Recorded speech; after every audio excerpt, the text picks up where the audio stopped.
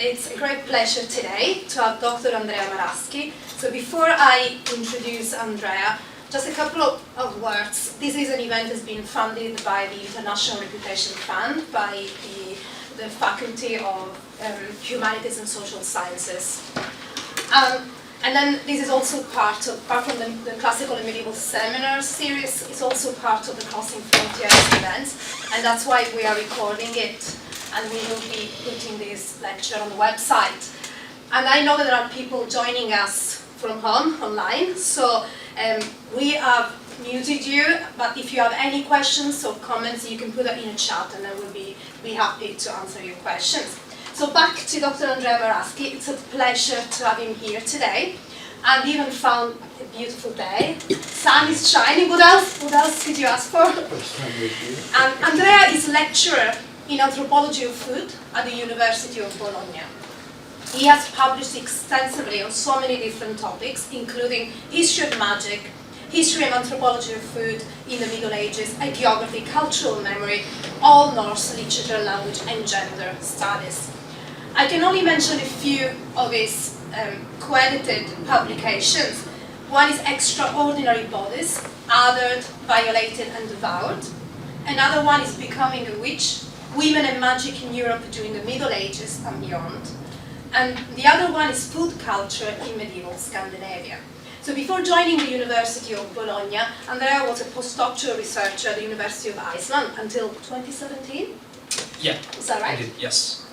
So today is talking about a sorcery, a recipe, or a miracle, the extra-linguistic power of words in early and high medieval Europe.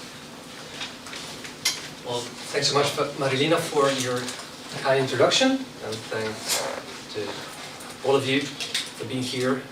It's my first time in Northern Ireland, so actually, as I told my colleagues, it's actually warmer here than it is in southern Italy, which is kind of cool. And by the way, I missed my clock because I don't want to be, too late. And by the way, excuse me if my English will sound a little bit rough, but I don't have many chances to experience it in Italy, so I'll try to do my best. So yeah, it's great to be here to be able to talk to you about one of my favorite topics, which I've been working on in the last few years. I started my career as a food historian, but like a different kind of food historian, because I was never really too interested into recipe books, and all that canonical stuff. And I, especially when I moved to Iceland, and got so much interested into magic history, and then I found out, of course, that food history and magic history have a lot in common, because many things that you actually do within a so-called magical context, they happen to be drunk or eaten for obvious reasons. So, but today I will specifically talk about the power, the extra-linguistic power of words when they are ingested in some way. And I'll start off with, let me just check whether I can change slide. Okay. I'll start off with a sermon, not because sermons are going to represent my main sources today, but because I find it very interesting as a starting point. So this is a sermon which was originally attributed to Augustine. This is uncertain though. We are sure that Gregory the Great used this sermon at the very least. We are sure that Ivo Chartres used it again some centuries later. So this is quite an influential and spread sermon. And I find it interesting because it proposes a very typical kind of metaphor. So Christ as a doctor. So nothing too impressive about this. But as it does so, it basically proposes, or better, explains which laws were applied in medicine. And the reasons why these laws, these principles were applied in medicine was because God had applied it beforehand. And these two laws are very simple. We are, all aware of them. So the contraria contrariis curantur law and the similia similibus curantur. Okay, very simple. I'm not going to go through the sermon because I've got many other sources to show you, but this is just to say that already in early medieval times it was pretty clear this is how the universe works, according to God. And this is how, as a consequence, medicine works. Okay, so we have these two main principles, so nothing too impressive about this, but I'm sure that most of you, as I was, are much more familiar with the principle on the lower end of the slide, so the contraria contraris curantus, because we know that that was the main official law that was applied within a medical context, right? So we know that since the time of Hippocrates and then Galen, and of course throughout the entire Middle Ages. So, this principle remained the main principle, right, that was applied in medicine for pretty much 2,500 years. But what about the other one? So the other one, I think that when we address the like produces like law, we are a bit, nowadays, we are still influenced by, the likes of Edward Tyler and James Fraser, because they, of course, talked at length about, the sympathetic magic. But by doing so, they had that positivist approach, and they pretty much explained that this was a kind of very elementary reasoning by analogy. So it was universal on the one side, but it was really a thing for savage people. But this is such a wrong way of approaching this. I remember a couple of years ago I was presenting my second last book, maybe 3 years ago by now, which my book was pretty much about the applications of the like produces like law in medieval times, and I was a modernist, a scholar at my presentation, and at some point she was like, well, okay, but this is such an elementary principle, And I was like, yeah, okay, it is, like produces like, so, it's kind of a universal thing that human beings have tended to do for such a long time. But first of all, I don't really see the purpose of judging something elementary about our past. I can't see where this is going to lead us. But aside from that, you could well make the case that even the other principle is very simple. So contraria contraris curantur is as simple as the formal one. But the thing here is not that these principles are simple. The thing here, I believe, is that these principles were really widespread, and especially the upper one. Okay, it was literally everywhere, and it was, really deep-rooted in some sense. We find it in a purely magical context. This is a very, tricky definition. I'm going to address it later, of course. We find it in purely, or so, kind of purely medical context. We find it in religious context, as I will try to show you. But firstly, and more elegantly, we find it in philosophical contexts. So to some extent, we can definitely already say that, no, it was not elementary at all. In fact, the very first definitions in the scriptures of what sympathia was, as the Greeks called it, sympathia, derived from the notion of feeling together, suffering together. So the idea that things in the cosmos are, in contact with each other, even at very, very long distances. And so you can have what Aristotle would have called action at a distance, instantaneous action at a distance. The Stoics referred to sympathia not as an elementary thing at all. They believed it was the theory of everything. It was a cosmic law that explained what happened in the universe. So it didn't matter if it was elementary, it was how the universe worked. They imagined the cosmos as an immense living being, where different parts were in contact with each other, just as it happens within our bodies. So our microcosm was just like the macrocosm, where you could find the sun, the stars, galaxies, and all that. So just in the way that, for example, when we are scared or anxious, we have goosebumps, or maybe we have nausea or headache, the same happened in the universe. Actually, it's the other way around. Just because it happens in the universe, it happens within us. Okay, so it was not elementary. And the reason why this all could happen, was because of what they called pneuma. So this kind of fabric that existed in the universe that was perpetually vibrating. It was like fabric in all regards. And so this was an elegant way to say that you could pretty much, feel the effects of something that was really distant from you, like stars, for example, because vibrations perpetuated in the universe. Okay, and the other way around, you could maybe call for the effect of something very distant from you if you were able to elicit such vibrations. But this concept became even more apparent among the Neoplatonists. And I'm sure you're all aware of how profound an impact Neoplatonism had on Christian thought, of course. So Plotinus, namely, in the 4th Ennead, went as far as to say that magic was inbuilt in the universe. It was there. Because he didn't think about magic as we do. So he didn't think about magic as a sort of thing that illusionists do to trick other people. Oh no, that's not his idea at all. He was thinking about magic the way that it used to be. This idea, was when from the regions where it came from.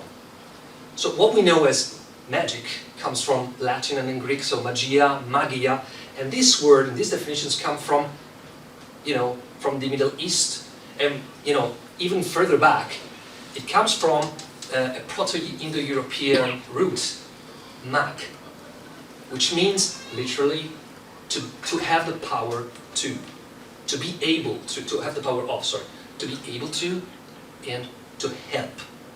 So magia, originally is a sort of knowledge that has the purpose of helping somebody else. So it's a kind of very useful art to some extent, okay?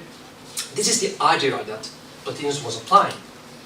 And, Owen Davies has famously noted that magic becomes, when it reaches Greece and then Rome and then Christianity, becomes the religion of the others. So it becomes a pejorative term to define, religious systems that were considered worse than ours, so to speak. But that's just, something that happens over time. But originally, magic is something very, very different. Magic is the thing that Plotinus is talking about here. So magic is what happens in the cosmos when, for example, you utter incantations or you recite prayers. To him, that's the same. So what happens when you utter an incantation or you recite prayer? You produce vibrations. And these vibrations, spread through the cosmos, through that fabric that I mentioned earlier, through pneuma, again. And it's not as if the stars, for example, can listen to your words. They have no ears, but they react naturally to your words, as if they could understand them, because that's how nature works. So basically Plotinus is saying that he's making an even more elegant comparison. Not only a universe like a giant being, but it's a giant musical instrument. So imagine a giant guitar or a giant harp.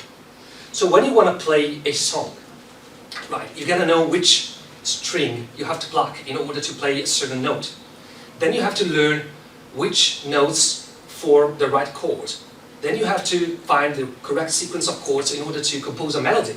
Then you can write a song, right? The same thing happens in the universe. So if you learn your music, if you learn which strings you have to pluck in order to play what chord, in order to play what melody, you can actually obtain, literally, whatever you want. This is the power of words, according to Neoplatonism. And this is all works according to one very simple, elementary principle. Sympathy, nothing else than that. He calls it, affinity or aversion, but that's another way to talk about concordia and discordia. Pliny would use these words. That's sympathy. This is a theory of everything. I call it, in fact, a sort of occult theory of everything, because it's literally everywhere. But simply, it cannot be official in the way that the contraria contraris law was, for obvious reasons, because it came from very distant and very, dark, from very ancient times. But it's there at the core of, science, at the core of magic. I know these words are totally ethic, so I try never use them, but, for conventional purposes, sometimes I will resort to them. All right, so this leads us to the practice of eating and drinking words. Because sympathia is exactly the principle underlying what I call graphophagy, which, by the way, I know it's not an English word, In fact, I kind of use it, and publishing houses usually allow me to use it. You can also find other definitions such as logophagy, which means exactly the same, or bibliophagy, which tends to be used in a more metaphorical sense. So graphophagy comes from Greek and is more, more strictly signifies the act of eating words. And why am I saying that sympatheia underlies graphophagy? Because one of the key principles of sympatheia is that things, as I said, produce similar effects. So if you write something that basically aims at producing a certain effect, and you eat it or you drink it, they thought that that thing could produce the same effect from within your body. That's very simple, again, very elementary, but this is not the point, of course, because as I will try to show you, these practices were kind of widespread. Even though we don't have a lot of sources talking about them, that's the problem. The problem is, this was likely a fringe practice. So not many sources address it, but you can find it in many different types of sources, which makes the whole issue more intriguing to some extent. So first problem, where did Christians get this idea that you could eat words? Jewish tradition, not really, because in the whole Bible we have only 2 examples of graphophagy. One of which is this one, is pretty, again, allegorical. These 2 biblical verses actually are one, because the second one in the book of Revelation heavily depends on the former one, the book of Ezekiel.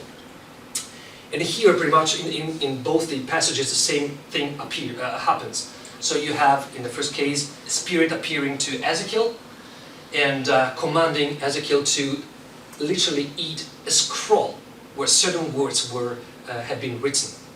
So he basically eats it, and from that moment on, he acquires the ability of a privileged speech. So from that moment onward, he's able to make prophecies, and that's exactly what he does to the Israelites. Okay. In the second case, the same thing pretty much happens to John. But the second passage, as I said, probably depends heavily on the former one. And you can definitely make the case that this is just an allegory for incorporating, a sort of knowledge. And this was probably the meaning of this passage. There's another very intriguing instance in the Bible that you can find about graphophagy, and it's namely the ordeal of bitter water. You can find it in the book of Numbers.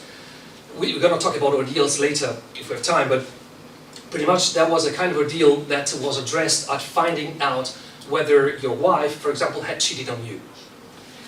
So they would make a special ink with the dirt of the tabernacle, okay?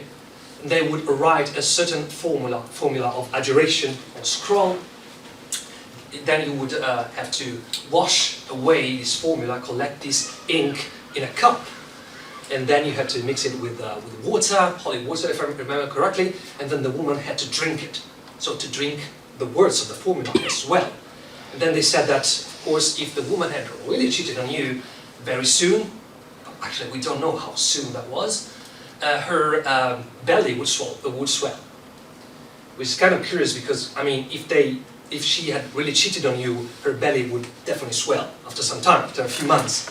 But we don't know after how long time. But that was the idea. So they certainly had this, notion that you could definitely incorporate verbal formulas, written formulas, and that they would produce a certain kind of effect from within your body. But these 2 are literally the only 2 instances in the whole Bible of graphophagy. So we can definitely make the case that Christians probably didn't draw upon the Bible, or not all at least. By the way, certain manuscripts which refer to these 2 biblical episodes, as you can see, depict this act of graphophagy very, straightforwardly. Because as you can see in these 2 cases, Ezekiel or John are literally eating a scroll. So there's no allegory here, right? So we could also say that we're interpreting these passages in a more practical manner. Maybe. That's a possibility, but we're not sure. But as you can see, it's quite clear here, right? Anyways, let's come to Britain, an island, because I believe that's one of the most intriguing descriptions of graphophagy actually we find in Bede's Historia Ecclesiastica Gentis and Bologna, which is kind of surprising to me. Because, I mean, we all know how an influential and important Christian figure Bede was in his own times, and how an influential work his work was in times for Christianity. So we would expect, we would not expect such a practice, but in fact, we find it about this land, about Ireland. But then again, this is a bit of a complex passage to interpret, because many topoi were secreted about this land that we are all familiar with. So Bede himself would write about Ireland that this was a land where rivers of milk and honey flow, for obvious reasons. Before him, Isidore of Sevilla had already written that no serpents can be found in this island. We are all aware of the topoi that were coming from hagiography as well, from hagiography tradition. But then, it's not as simple. It's not just about the association of Ireland and the eminent role that this land had played in early medieval times with its monks, traveling through Europe and founding monasteries. It's not only about that. First of all, because we're all aware that the legend has it that Saint Patrick would have chased all serpents away. But as far as I know, the legend is a bit later. We find it in Gerald of Wales, if I'm correct, because before they would be talking about birds, for example, not really serpents. But aside from that, this observation that there were no serpents here, yes, it has something to do, a lot to do with this topos, but it has also a lot to do with what people observed concretely. And what did people observe about this land was that, in fact, there are no native serpents. That's a fact. This is an ecosystem like other ecosystems in this planet, like Iceland, like New Zealand, where, in fact, you cannot find native species of serpents. So we are already dealing with a situation where, hagiography overlaps with observation, with experience. So this is already quite interesting. But then we stumble upon a very, very unremarked, tiny passage in the Historia Ecclesiastica regarding the absence of serpents, which I find stunning to some extent. Because the fact that no serpents were found in Ireland was not like a given. Actually, Bede goes as far as to say that people made experiments about this, which is not a very Christian thing to do, if you will, right? Because you don't want to put God's will to test. That's not what you want to do, right? Still they did. And so in the first passage here, which probably you know already, Bede talks about people importing serpents from Britannia to see what happened to them. And what happened was that the serpents would die even before touching land, as soon as they started breathing the air of this land. As if, I'm paraphrasing, as if the air that was permeating this land had some kind of weird relationship with serpents. In some sense, a sort of relationship of antipathy with serpents. These are not the words that he uses, but in fact, this is exactly what is implying here. So much so that after just a moment, he says that vidimos. Okay, this is a typical way that early medieval intellectuals would use to kind of corroborate what they were talking about. But he says, I saw that, we saw that.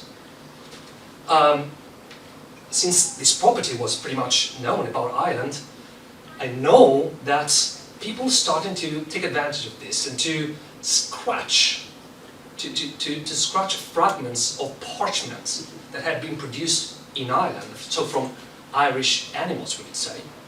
And they would collect these fragments in cups, mix it with water, and people in Britain were cured from snake bites, snake poison, simply by drinking these fragments.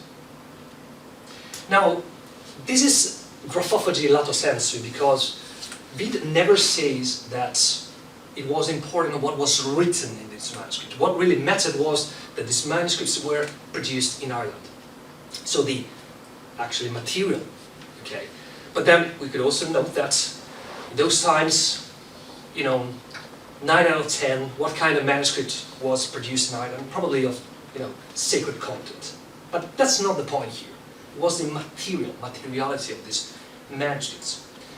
And these cures were miraculous, because this is a purely Christian context, but with clear contaminations from somewhere else. From where, we don't know, because it doesn't tell us. And this passage stems out of literally nowhere, in some sense, or pretty much, because we have evidence of other practices, but not from early medieval times.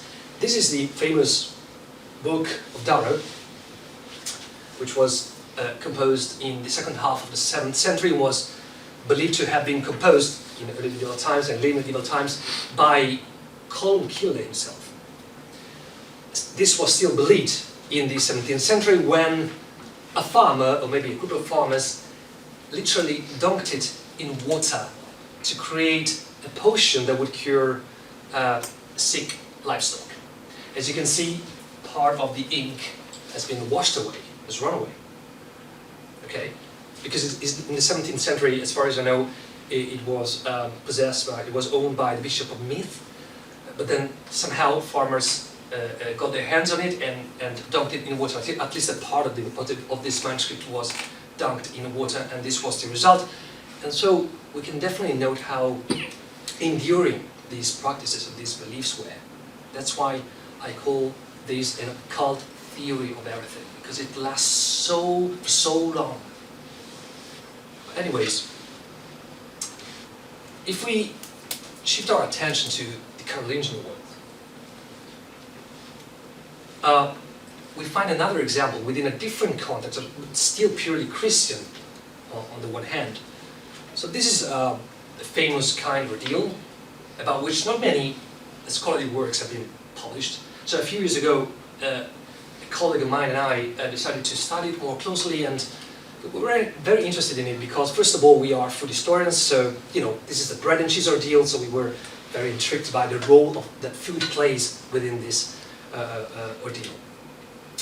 But secondly, because graphophagy is one of the core elements here, which is a unique within the context of ordeals as a whole.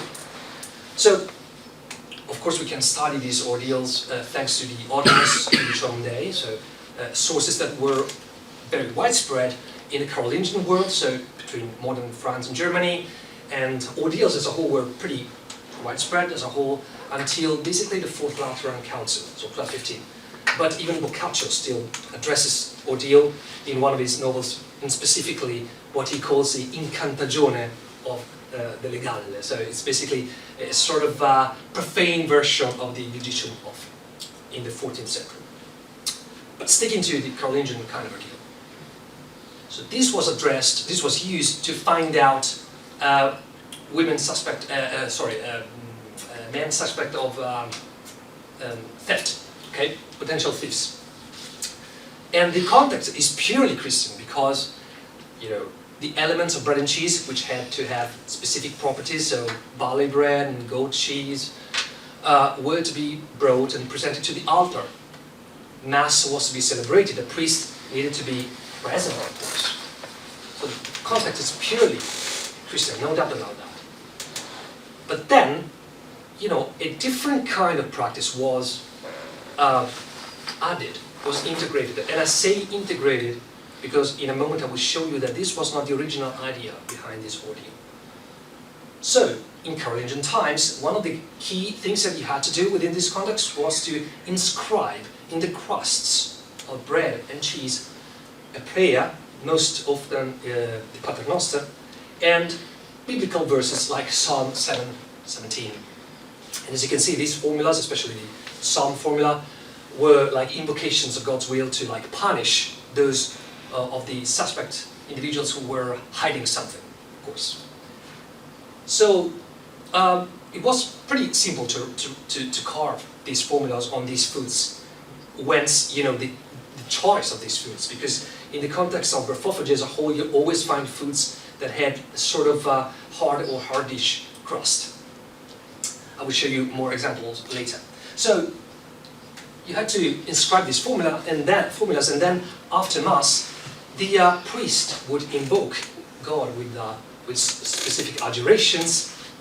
Firstly, making like references to biblical scenes where God saves innocent people from, again, an unjust punishment, like Daniel in the lion's den, and then by resorting to a sympathetic biblical reference. You know, there are some variations. Most often you would find a reference to the column of fire, thanks to which God obstructed the path of the Egyptian army that was chasing the Israelites. So basically the idea here is that the priest was asking God, in the same way you obstructed the passage of the Red Sea for the Egyptian army, in the same way you will obstruct the throat of this guilty individual, so that he will be unable to swallow the elements of bread and cheese. That's the idea. You could definitely say that this is a Christian kind of attitude, because the reference is in the Bible, but this is also a different sort of attitude, which little has to do with Christianity. Okay, again, like produces like. And then, of course, if you were guilty, you had also that very, you can imagine, psychological pressure that would probably stop you from swallowing the bread and cheese. This is an archaeological find coming from Byzantine area, from Crimea, namely, but ordeals were practiced there as well. Same chronology, 10th, 12th centuries. This is a bread stump with another psalm, with, I mean, very same purpose, as you can see. Again, it's an invocation made to God in order to find out the guilty individual, the thief. In this case, as you can see, you didn't really carve the formula, but you would stamp the formula on the bread loaf. Most interestingly, I told you that in Christian times, Christianity added the element of inscribing these formulas. That was not the original idea behind this ordeal, which is even more interesting because, as I told you, graphophagy comes from much farther away, much earlier in time. Christianity Christianized it, as they did with many other things. But curiously, the original form of this ordeal, first of all, is not Christian at all. Secondly, it didn't call for the inscription of any formula on the elements of bread and cheese. So that's something that Christians added. Because this very ordeal, you can already find in the Greek magical papyri. It's magical. It's what they would call magic. Okay? You can find it in another manuscript as well, which is preserved in Berlin. And you can find it mentioned at the Second Council of Ephesus about a Syrian bishop named Sophronis.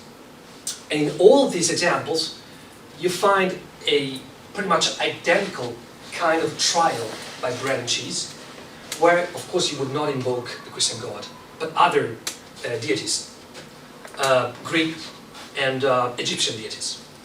And you wouldn't need to inscribe any verse or any formula on the bread and cheese. But other than that, it's exactly the same.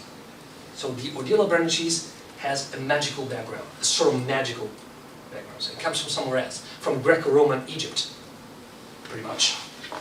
And then it gets Christianized. And then when it's Christianized, they integrated the practice of graphophagy. This is very interesting because it means that Christians in the early Middle Ages found that graphophagy was an authoritative kind of practice, even though it was not Christian at all. Alright, so as I told you, the problem with graphophagy is that it's really a fringe practice, no matter how authoritative it was considered. So it's very hard to spot it in manuscripts. This is an example that I was able to spot. By the way, sorry, I wanted to bring you the original scan, but as you may know, the British library site was hacked before I could actually capture the image, so you gotta be satisfied with this transcription. But this is a very important manuscript because it dates from the late 12th century. It comes from southern France, from a region between Montpellier and Béziers. Not a random region, in fact, because we know, as Charles Barnett, among others, has shown us, in that area, Jewish and Christians were very interested in knowledge regarding astrology, ontology, divination, magic as a whole. So that kind of knowledge that was coming from Islam, almost being translated. So this manuscript is really important in its own time. And within it, there's a section where you can find a few, we could call them charts, but again, this word is really ethic, so, I don't really like to use it. But, for convenience's sake, let's just call it a chart. But in fact, it's a sort of ordeal, not too different from the one that we have already analyzed, in a moment where ordeals were still quite widespread in Europe. As you can see, this is a sort of ordeal that has a very exact purpose of the bread and cheese ordeal, the Carolingian ordeal. So you want to find the thief, right? But you don't want to inscribe a formula on food. You're actually going to write these letters and this symbol on laurel leaves. Then you will put these laurel leaves underneath the trencher or the vessel from where this thief would draw his food. Again, this is a typical idea of sympathia. So things that in contact and touch with something else, they transmit their powers. Again, very elementary way of thinking. But as you can see, it's not elementary at all. Again, it's very hard to interpret these letters. Most of the times, when you find these letters such as these ones, you may imagine that they are initials for example, Jewish prayers or Jewish formulas, could be like Adonai, Adonai, Domine, or Agios, Agios, something like that. Could be something like that. Probably the compiler would know what these letters would mean, or maybe after some time that they would copy these formulas, they lost knowledge of these formulas, and they would just copy them because they were convinced that these formulas were actually effective, efficient, that would work. So they trust the tradition. Same thing for the symbol. We are not sure that the compiler knew precisely what the symbols were for. They might have simply trusted earlier tradition, so we don't know. But these are tests to the, again, enduring existence of these formulas. But then again, what about a purely scientific context? Okay, so of the whole corpus of sources that come from that miracle city that was Salerno in high medieval times, you find just a handful of examples of graphophagy, which still tells us the story that this kind of knowledge was still circulating quite a lot, and was evidently considered quite authoritative. Again, this is a single case that I was able to spot in the corpus of these works attributed to Trotula, right? Which is a very typical recipe for a woman who experienced a miscarriage. Okay, and as you can see, it's just another example of graphophagy. So inscribing words, that are really difficult to interpret on foods that allowed you to do so. So cheese or butter, again. Usually you would find cheese, butter, apples, leek, bread, and of course sacramental wafers. These are the main foods that are used, that you can find in these sort of contexts. And the famous palindrome, Sator, Repo, etc., with a typo as well here. It's not mine, it's in the source, Ospen, which might be a simple typo, or might mean that they maybe were not aware of what they were writing it out. And again, this is a purely scientific medical context. And we would expect these people to abide by the contraria contraris curantur law, right? That's what their education was about mainly, and they still have this influence coming from other domains of knowledge, which present contaminations. And again, these remedies are a bit more popular. You can still find, for example, in the 15th century, this is a manuscript that you find in London British Library again. 15th century, same exact formula, simply written in vernacular. If you take Scandinavian manuscripts, like liturgy books and collections of charms, you can find examples like these. I mean, pretty widespread. Okay. Again, when I'm talking about graphophagy, there could be like 2, 3, 5, a handful of examples in a whole manuscript. So, again, it's a fringe practice. But the further you go through the late Middle Ages, the more often you can find them. Not as easy in the early and high Middle Ages. That's why I decided to look into this early chronology. This is Baltz's book.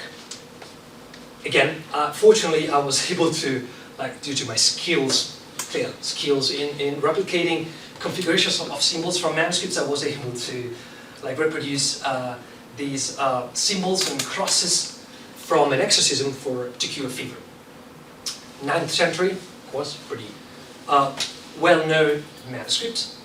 And so this exorcism, pretty well-known among historians, you have to rely on the powers of graphophagy on different levels, because firstly you have to write a specific verse, John 1:1-3, on a sacramental, on an object that of course had a specific meaning, right? A sacramental meaning.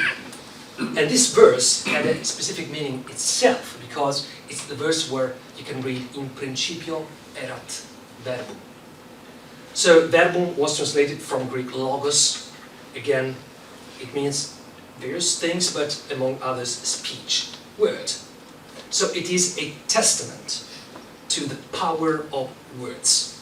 And that's likely why they decided to write these specific words on the sacramental pattern, alongside these configuration of symbols, which are clearly an alpha and omega.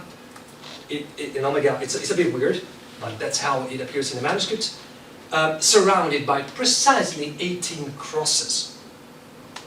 So the question I came up with was, why 18?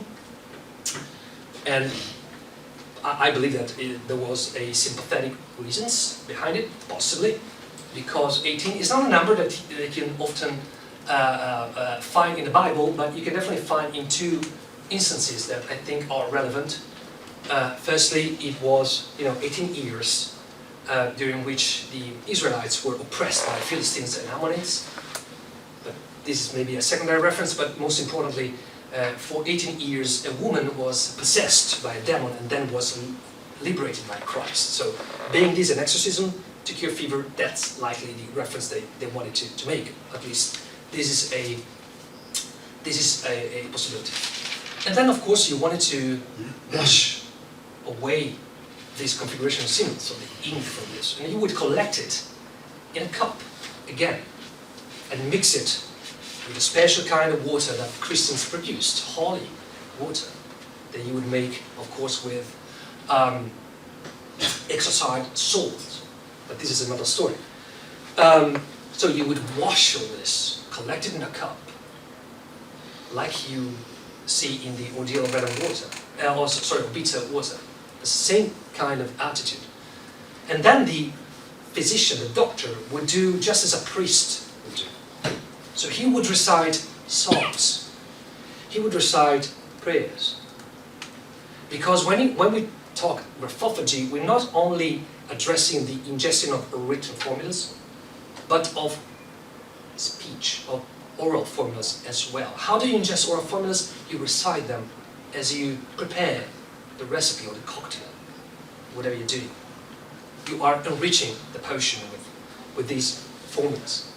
And then the physician and the patient were supposed to drink these special filter 3 times. Not 4, not 2, 3. Special number, of course. And I believe that this area of Europe, Britain, Ireland, and then later Scandinavia, are definitely the most fertile in the early Middle Ages, early/high Middle Ages, for practices of graphophagy for reasons that I have not yet fully understood. I'm working on it. I'm preparing a little monograph just in these very weeks. But in the final part of this talk, I just want to spend a few words about Scandinavia, which is a context that I know a little bit better because I studied it more closely. And because Scandinavia in the late Middle Ages was very much influenced from these manuscripts produced in Britain and Ireland. But what about early and high medieval times? Well, Scandinavia, so Norway and later Iceland, had their own specific typology of graphophagy, or idea of the powers of words.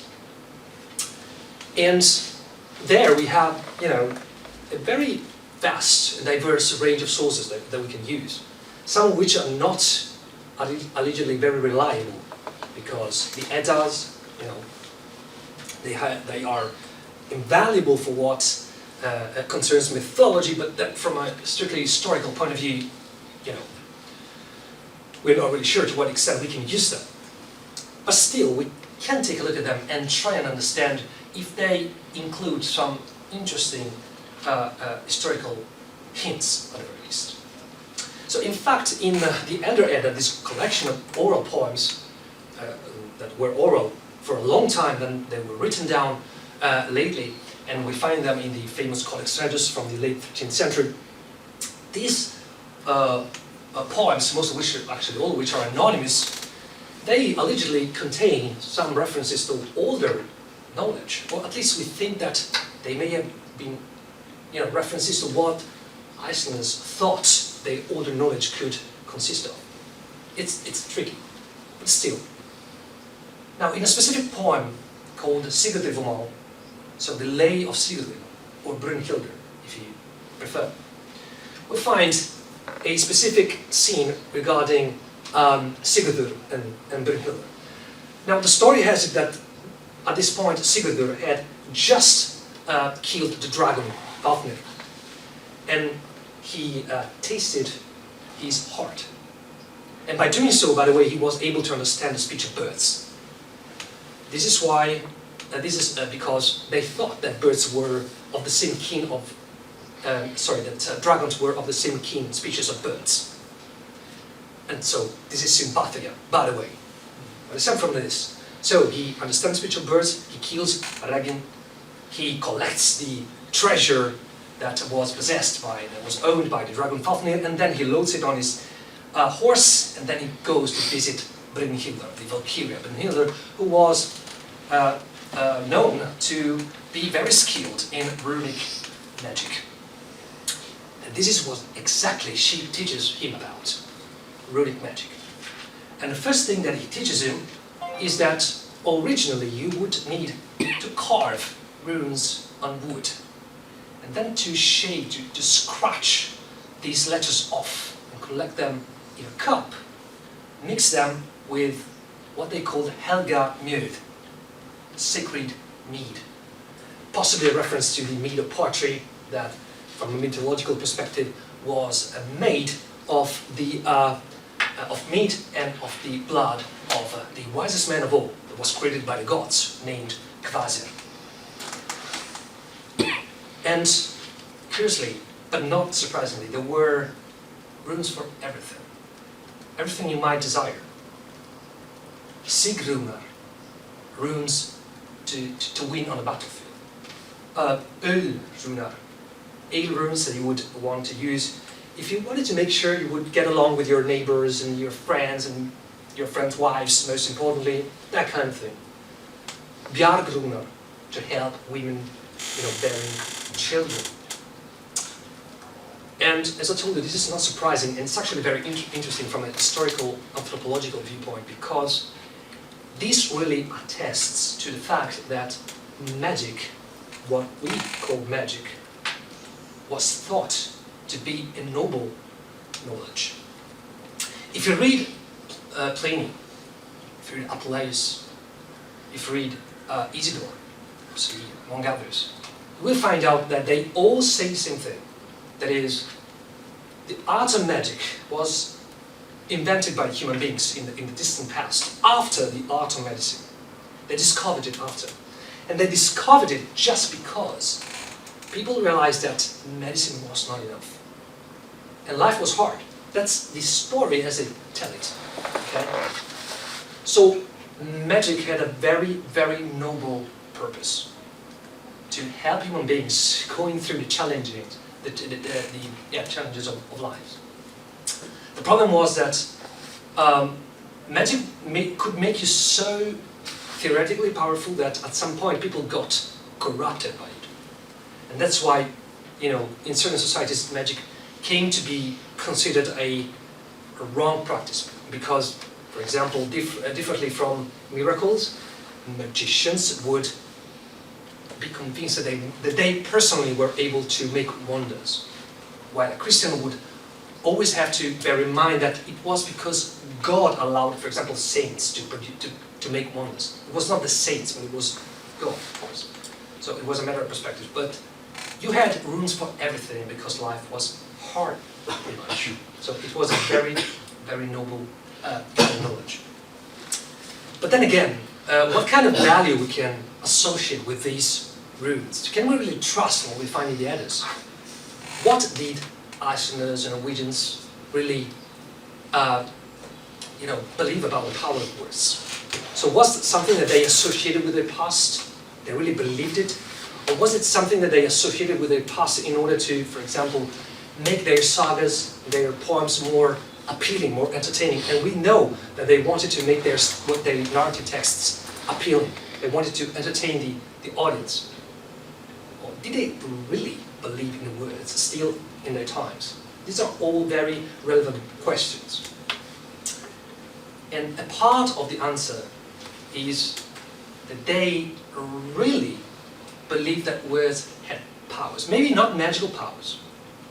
Magical powers, you can find them in the sagas, again, in some poems. Yet, words had other powers. So we are talking about a society, for example, Iceland, that over time appropriated the art of poetry. So Icelanders became the skalds by definition. And they wanted to promote their identity by stating, Snorri Sturluson, for example, among others, states this in his texts, that words could have a sort of power that was extra-linguistic. And in fact, if you check Icelandic laws like Grágás, which was compiled in the 1120s, but they were of course older laws, and they remained valid until the conquest by Norway in 1260s, you would find an article entitled skaldskap, meaning on poetry. And on poetry, why on poetry? By the way, you don't find any article on prose. People were not aware, were not concerned about prose. But poetry, oh yeah, indeed. In fact, it didn't matter who the author was, but it mattered what they wrote in verse, in their verses. They thought that you could compose dangerous verses if you either, would make a poem, you would make a blame poem or a love poem. Because they thought that, for example, if you wanted to damage the reputation of another man, you could, perpetually. So if you said, for example, that that guy you don't really get along with is a little bit effeminate, you would damage his reputation forever. And you would be punished quite harshly, from 3 marks to full outlawry. And to put things into context, 3 marks was a high amount of money that you would be punished for example, if you would eat horse meat on Friday in a society that wouldn't want you to eat meat in general on Friday and considered horse meat a taboo. It was a very grave offense. Full outlawry meant that you would be exiled forever and that your goods would be confiscated. Okay, this was how dangerous blame poetry was, but even love poetry was dangerous because they thought that you could actually conquer the love of another woman against her will. You could manipulate her will to some extent. There's nothing magical about this. Okay, let's bear this in mind. But still, they were a society that believed that words had some powers that went beyond what we associate them with. Just a few minutes and then I'm done. I said that for what concerns Scandinavia, there's a totally independent branch of tradition that associates with words possibly supernatural powers. We're not sure about that because it's not really easy to interpret runes. But if you compare runes with what the sagas tell us about runes, what mythological texts tell us about runes, we could make the case that runes could also have been used for, due to their alleged supernatural powers. And this is an example of not strictly graphophagy, but something very similar. This is a net sinker, possibly, or a pendant, possibly net sinker, dating from the half of the 6th century, coming from Western Norway, where you can see two sides. It's made of soapstone. And on the one side, you definitely can see a fish being caught on the side, and on the other one, a word in Elder Futhark, namely aluko, possibly meaning little alu, feminine name, diminutive of the name alu, or possibly a reference to a word that often recurs in the runic context, that is alu, sometimes translated as ale, and sometimes associated with supernatural properties. So this could have been a net sinker that might have helped to fish, more efficiently. Again, like Jesus like. This is a possible interpretation, not writing this on stone, of course. This is another example. This is a meat knife, dating from the end of the 4th century, found in a female grave from Norway again, where you can see another runic inscription, Lina, Laukar, and then the Fehu letter.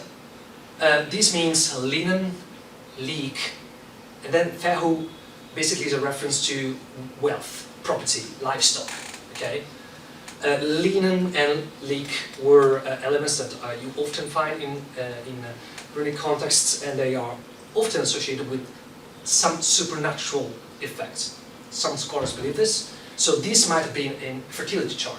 So when this woman would have used this blade to for example, cut meat, this might have been a way to attract more meat, to attract more wealth, possibly, or to, in a way, secure a peaceful and plentiful future. But these are just interpretations. So, as you can see, there are many, many perspectives from which we can analyze the power of words, which lead me to a brief conclusion, which I wanna recall what a great anthropologist told about the power of words in general. Marcel Mauss, in a famous work about his theory of magic, said that the idea of magic as a whole, but I would like to just replace magic here with just supernatural powers as a whole.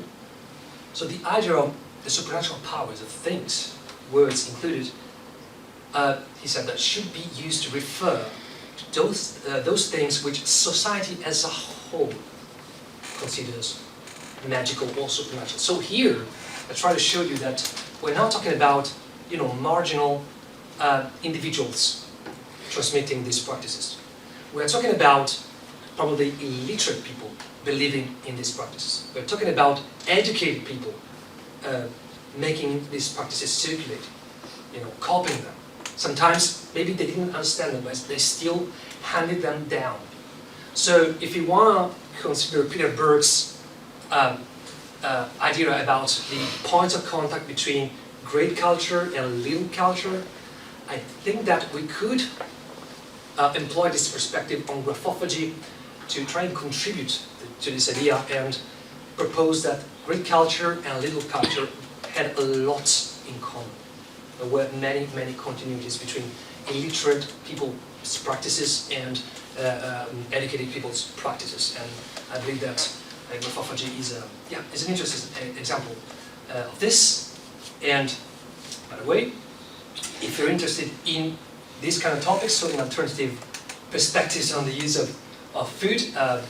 Later this year, early fall, a book co-wrote with my colleague Francesca Tasca will be published by Amsterdam University Press on these and other things. So in case you're interested, let's be in touch. So thanks so much. Thank you very much, Andrea, for a fascinating journey through eating scrolls, cheese, anything. But no pun intended, but lots of food for thought. And there are going to be lots of questions. I'm sure I've got lots, but let's open the floor to both people here in the room and all teams. Any questions for Andrea? Elisa? So I was thinking about your introduction when you said that we can call it graphophagy or logophagy. And I was thinking about the 9 Hertz charm. I don't know if you're familiar with it. Especially the final part, which I call the practical part. So we have basically an instruction to utter the formula into the mouth of the patient to basically internalize the formula and make it more powerful. Would you call that graphophagy or logophagy? Would you consider that in your studies? Or? I would definitely consider it in my study. Of course, I had to make a selection today, but yes, that's an example which is very suitable to this kind of perspective. I don't really find any difference between these terms. I would not use bibliophagy because, again, that's also referred to people who just dig reading in general, so they kind of binge read, and so that's, in my opinion, that doesn't really work. But in terms of logophagy and graphophagy, I would say that they basically could be used as synonyms. As far as I'm concerned, there are not many instances of the use of these words, but as far as I could see, they are, nobody really uses graphophagy, so if you Google graphophagy, you are very likely to find my words. But in terms of logophagy, which is a bit more spread, as far as I can see, scholars use it in the very same way as I use graphophagy. So to answer your question, I would say that's a typical example of what I'm studying, and it actually shows that there were different forms of graphophagy. Again, you could use them like at a certain distance. You could write them so in a more practical way, but as you said, this is very interesting. You could actually want to utter them very closely to the patient, and it would be very interesting to find out why. Because in terms of what have been discussed, in theory, it should not make a lot of difference whether you utter them from over there or from here, in theory. But the fact that they wanted to utter them so closely to the patient's mouth implied that there was another meaning, which I'm not aware of, though. So yeah, to me, the 9 Hertz charm is to internalize the power, because, for example, you have to utter the charm also into the wound. Into the wound, yeah. Yeah, so you have to do this both times, and also into the ear of the patient. So it's a multi-way of doing it to make it more powerful. Maybe to make it more powerful and make sure that the words would like hit specifically that. But again, I think it shows that we were discussing about this earlier, that these people were really practical about it, in a very practical, material sense. And so great example. Hugh? Yeah, just following up from that, I was thinking there's another passage in Bede to do with consuming words, and that is in the story of the poet Cadman. Mm-hmm. Now that's in an oral context. Cadman is an illiterate peasant who listens to his learned betters telling him the biblical stories, and he kind of swallows that and he ruminatio. He ruminates upon it, and then he brings it forth as eloquent poetry. Now, there's no graphic element to that. So would that be logography? An oral Again, yeah. 18.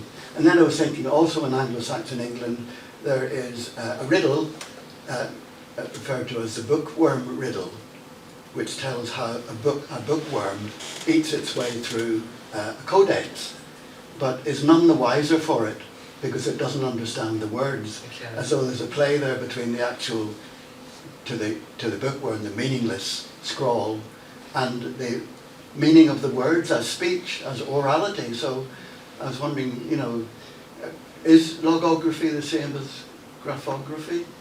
Or is graphography a species of logography? Oh no, I mean, I tend to like use graphology as a kind of umbrella term for all these practices that involve the ingestion of words in some way. So whether they are uttered or recited, whether they are completely eaten, whether you produce fragments, whether you carve them on, for example, on things that are in contact with vessels, as you could see.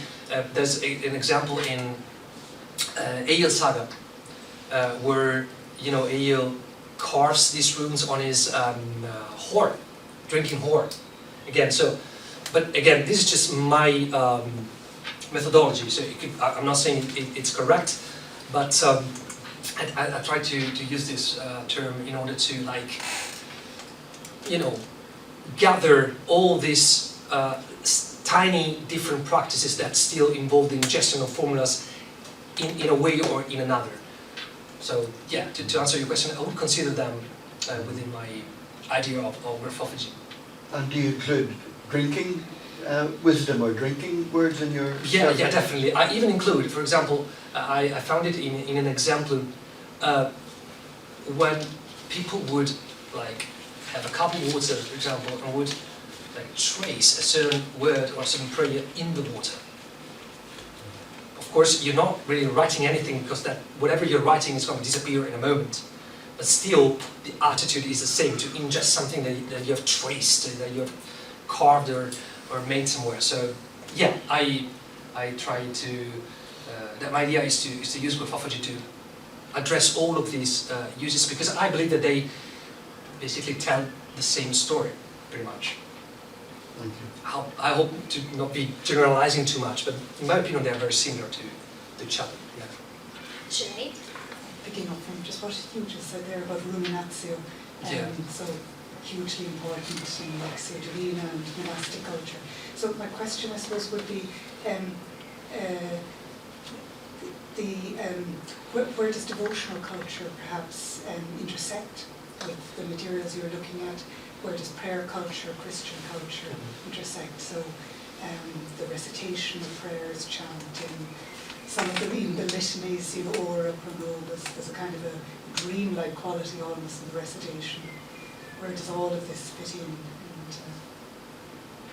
Yeah, I believe that there are lots of intersections, by the way.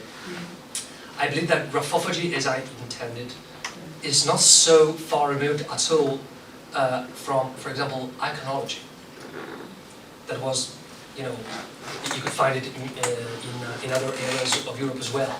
Or, in some sense, to the consumption of, I'm thinking about Gregory O'Toole, the consumption of the dust from saints' tombs. As I was telling you earlier, I believe that the act of eating materials on which writing surfaces, right? You know, it's not so different than eating or consuming something that has been in touch with a relic. I believe it's the same exact attitude. So intersections, yeah, I find plentiful of them. And in this sense, you know, Christianity proves quite dynamic in the early Middle Ages. And some scholars have observed that this might also have like a negative connotation, or at least less appealing connotations, because it would show that Christians in the early and high Middle Ages were not really original, because they would simply accept and endorse things that were already quite typical in late antiquity, in the Muslim world, in you know, Byzantium as well. So they kind of accepted them. But I don't think this is the complete reading, the complete understanding of the sources, because it also shows that they were pretty open to these influences that were clearly coming from somewhere else, and that were so, in a sense, widely alien to Christianity. Because again, if you take a look at the Bible, you can find examples of sympathy or sympathia there, but you can find like one or two. Take the case of serpents. Everybody's aware of the, bronze statue that Moses built. It was in the shape of a serpent in order to save the Israelites that had been bitten by serpents. That's clearly sympathia. That's just one example in the entire Bible. So they clearly were drawing upon something else, and in this sense they were not surely original, but they were very, I could say, tolerant in some regards, or dynamic. I don't really know what the correct word is, but open-minded. Let's say open-minded. I hope I answered your question. Any more questions? Maybe I can just... Oh, yeah, sure. You mentioned serpents. Oh, yeah. And I was thinking about the example that you gave, from the ecclesiastical history. Yeah. And when you mentioned, odore aris. Oh, yeah, I can actually... And I was really intrigued by that because, obviously you could refer to pestilential air, and you find that also in Alexander's letter. So you mentioned you talked a lot about swallowing. What about inhaling? Inhaling. Is it something that you thought about? Something that In this context, it doesn't seem that Bede was very interested in that, because as I interpret this passage, he seems, but that's my opinion, of course, it could be wrong. He seems to imply that the fact that air was able to transfer this peculiar property of Ireland, of this land, was a direct consequence of this relationship that this land had with serpents. So, in my opinion, Bede's focus is not really on the fact that it was about air, but the fact that air, functioned that way just because, Ireland had this property. So I think that he mainly focuses on the former aspect and then says, then air, inherited as a consequence of this property. But that's my opinion. But I was interested by odore. I was interested also by the references that you find in Alexander's letter, for example, about pestilential air, and also in the Bible as well. So, and the effect, in relation to what you were talking about, sympathy and all that, and how that act of inhaling could work in a similar way. I didn't really think about this, to be honest. I didn't really think about this, to be honest. But that would be, this connection might be also interesting because. The fact that you could inhale, or you could get sick by inhaling air, it actually reflects the opposite principle. So it would be a very interesting, point, like a point of contact between the contrario contrarius and the simila simulissimus. But I hadn't really considered that. So thanks. I need to take notes because you all gave me very interesting suggestions. Thank you. Any more questions? Leo, do we have any questions from the audience? There's no questions from There's the audience. only one comment from Eleonora Matarrese saying sometimes they were also initials of saints, especially the Virgin Mary, such as in the last folio in the Voynich manuscript. Oh yeah. So Andrea, do you want to comment on this Oh yeah, comment? of course I was synthesizing, but yeah, you could have all sorts of references in those formulas, and the interesting fact is that they could be purely Christian. They could be most of the time they could feature references to saints or purely Christian figures, and words that scholars sometimes addresses like gibberish, but that of course was meaningful to all those who copied them. So I definitely agree, but I believe that the most interesting examples are where you find these contaminations between different belief systems, because I believe that the underlying idea was that the more powers you're drawing upon, the more sources of power, the better. That again shows how dynamic these practitioners were, because they thought, well, you know, yeah, I've got a saint, I've got the Virgin Mary, I've got the Paternoster, I've got a psalm, that's, of course, it's going to work. I can use a sacramental wafer, that's for sure. You know, I also know that by using these, you know, words that I'm not really aware of the meaning of, I know that that's going to work. So I know it's going to reach my formula. So yeah, there's a lot to say about formula as well. But very good observation. Thank you. Any more questions? No? Just one last question, and then Sure. you know, we'll go and have a drink. Sure. You know, when you show different examples in different contexts, Yeah. and I was just trying to think in what kind of way this knowledge was transmitted and how people would get that knowledge. It seems like maybe the legal context, you know, when you were talking about the ordeal, seems the, but how would they access that? What kind of collections, how would they find this? Because, you know, you show that you've got these references but scattered. They're very scattered. They're scattered, where you need to look for them and in different contexts, in different texts. It doesn't seem to be like, I don't know, in the charms instead, in the charm section, or so. Exactly. So how would someone find this? Was there any kind of logics behind? If there's one, I haven't really, found it, because, as you say, the deepest problem that I have to sort out to find a connection between these is that there's so many gaps, lacunae, right, between sources, and I wanted to show you a range of different sources from different areas just to show you that these contexts and these regions are quite different and distant respectively, that you cannot really get an idea of how they reached and they became spread in other areas in those ways. So the only partial answer that I have been able to come up with has been that first of all, as Marcel Mauss suggested, people at different levels of society believed in the power of these words. That's the first element. Otherwise, they wouldn't have had these diffusion, this spreading, okay? That people from different layers of society, for some reason that we cannot know, maybe they associated these formulas with different backgrounds, with different purposes, we don't know, but still they consider them authoritative enough to be, to spend time to, write them down and to pass them on. And sometimes I believe this could also have been a little bit risky because these are fringe practices. So part of the answer is that, again, there must have been a profound and continuous connection between practice, experience, knowledge, education.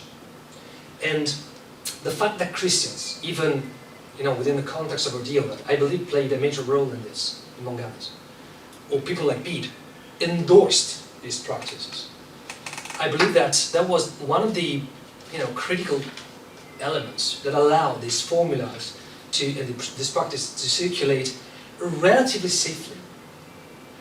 But again, it's an answer that I fear is going to remain unanswered, because I don't believe you can find connection points in the early and high Middle Ages. Again, that's the fascination, that's the intriguing aspect of analyzing these early sources. But that's the main problem. For the late Middle Ages, you don't have this issue, because at that point you can clearly see that leech books and grimoires, collections of charm, miscellanea, they would simply repeat these recipes and remedies without any issue, apparently. Again, we're talking about a handful of remedies in entire manuscripts, but it didn't seem to represent any kind of problem. But for what concerns the early and high medieval times, I don't have any other answer other than people believe they worked at different levels and in different contexts. And I believe that they circulated in different sources just because they were universally, in inverted commas, universally thought to work in their world.